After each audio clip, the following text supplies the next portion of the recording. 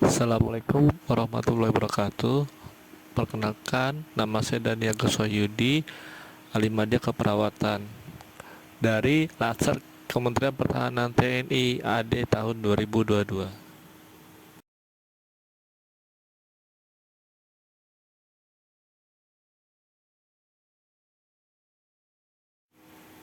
Ya, pada hari ini saya akan membahas tentang analisis terkait upaya smart governance dengan perspektif manajemen ASN dan smart ASN.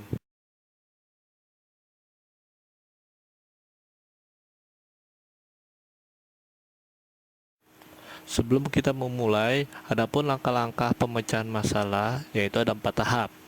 Untuk yang pertama, yaitu identifikasi beberapa isu atau masalah. Yang kedua, menemukan isu prioritas dengan menggunakan metode USG.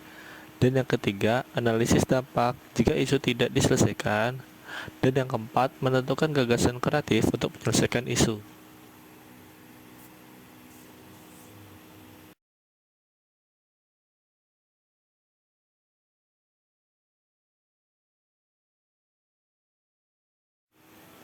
Untuk identifikasi isu atau masalah, yang saya temukan yaitu ada 5. Yang pertama, kurang lengkapnya lembar edukasi pasien. Faktanya, setiap setelah pemberian edukasi kepada pasien, baik perawat, dokter, dan tenaga kesehatan lainnya, tidak langsung menuliskan di lembar edukasi.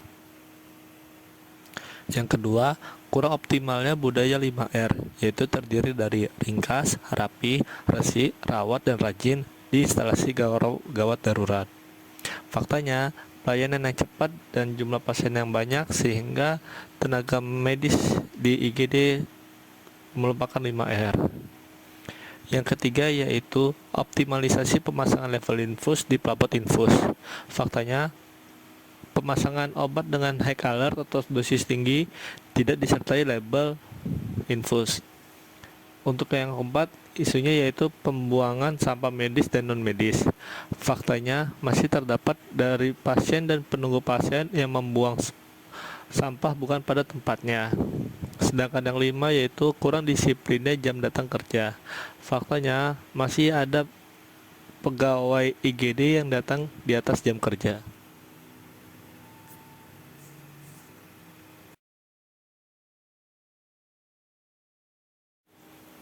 Selanjutnya yaitu untuk menentukan isu prioritas, kita diharapkan untuk menentukan jumlah atau total hasilnya dengan menggunakan teknik USG. Yang pertama, isu yang pertama yaitu kurang lengkapnya lembar edukasi kepada pasien. Total yang didapat adalah 10. Sedangkan yang kedua, kurang optimalnya budaya 5R di IGD. Total yang didapat yaitu 12. Untuk yang ketiga, optimalisasi pemasangan label infus di pelapot infus. Total yang didapat yaitu 13. Yang keempat, pembuangan sampah medis dan non medis. Total yang didapat yaitu 11. Sedangkan yang kelima yaitu kurang disiplinnya jam datang kerja. Total didapat yaitu 10. Dari kelima isu yang didapat, yang menjadi prioritas nomor 1 yaitu optimalisasi pemasangan label infus di pelapot infus.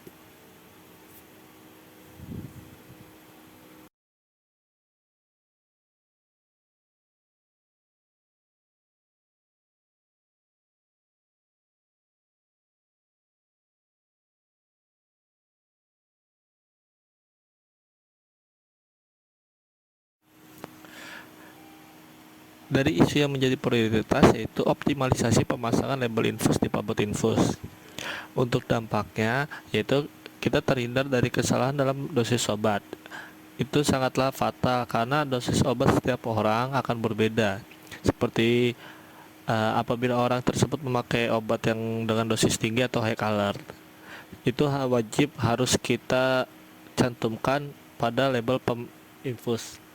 Yang kedua yaitu cairan infus yang diberikan akan banyak yang masuk. Ini sangat penting apabila pada label pemasangan infus tidak dipasang, karena di dalam label pemasangan infus akan tertera kapan kita masang cairan infus tersebut dan jam berapa cairan infus tersebut akan habis. Yang ketiga yaitu tidak diketahuinya apakah pelapot infus tersebut ada tambahan obat yang lainnya atau tidak. Ini karena obat-obatan setiap pasien akan berbeda, sehingga ini sangat penting untuk pemasangan label pada infus.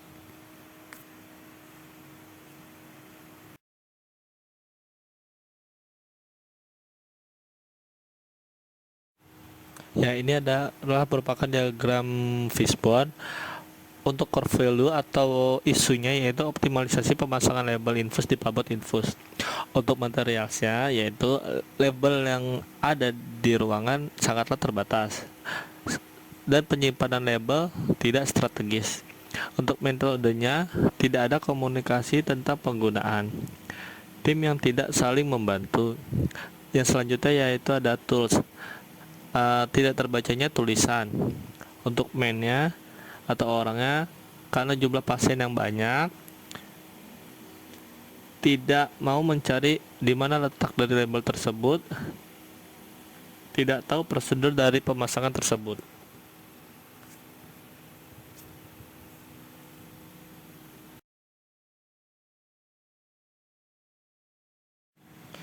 Untuk penyelesaian isunya, yaitu ada alternatif penyelesaian yang pertama, penempatan label yang strategis. Untuk langkahnya, label ditempatkan yang mudah terjangkau dan diketahui oleh orang.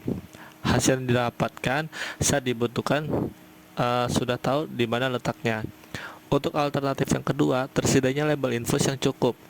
Langkah alternatifnya, perhitungan kesediaan setiap harinya. Hasil yang diharapkan, label infus tersedia banyak.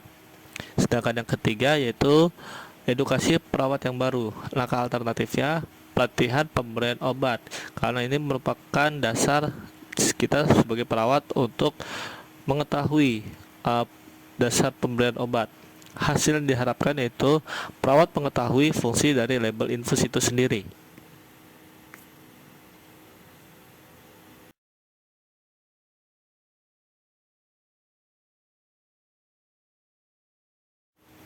Demikian hasil dari analisis isu yang saya dapatkan dan yang sudah saya berikan untuk solusinya. Apabila ada yang kurang, mohon dimaafkan. Kurang lebihnya mohon maaf. Billahi taufiq wal hidayah. Wassalamualaikum warahmatullahi wabarakatuh.